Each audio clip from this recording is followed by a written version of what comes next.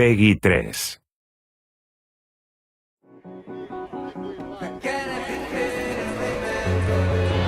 Welcome to the final developer diary for F1 2010.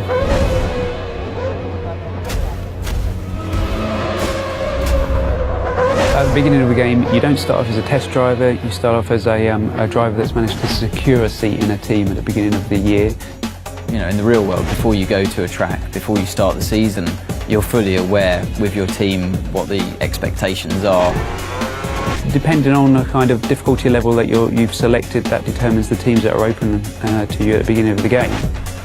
You always, as a driver, want to be beating your teammate. That really elevates you in the team.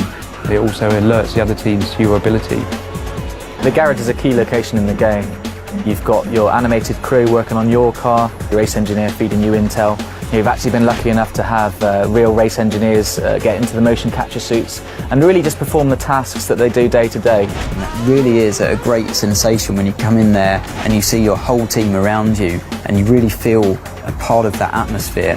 When you talk to teams and you talk to drivers, they don't actually do the level of car setup work you would normally see in a racing game. You're not going there with the wrong gear ratios, with the wrong aero for that circuit. It's up to the driver to just finally tweak the car to your style, not to make drastic changes. The expectations from the driver playing the game are the same as what it would be in real life, given your machinery. You know, at the end of the day, the teammate that you have is the only direct competition that you have through the whole season. There's a strange balance of having to work together, but also a desperate competition. Where it gets a little bit personal is when it comes to events like qualifying and the race, definitely, where you're just out there to beat him no matter what. Your agent, the media and the paddock itself are your feedback mechanism for how well you're doing in the game. The paddock themselves vary location to location. We've got Mike Paddock in Singapore, Melbourne's built in a park, and you're going to see the key buildings.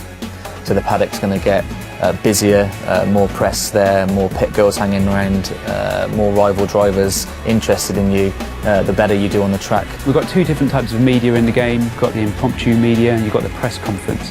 When you speak to the characters in the press conference, it's usually about your race weekend performances. They're not so sensationalist. It's an easier ride for you, definitely, but it's still a moment of celebration. Impromptu characters hanging around the paddock lane, they're always willing to take your first comments when you come out of practice, qualifying and race. The hardest thing, I think, is that if you've had a bad result, then you have to speak to the media and you have to remain calm and always say the right thing. You have to be a little careful of what you say to the media. Sometimes you'll say things in the heat of the moment.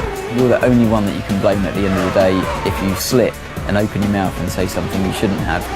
When you finished on the podium, it's 1, 2, 3, you can tell the press conference characters all about the race weekend.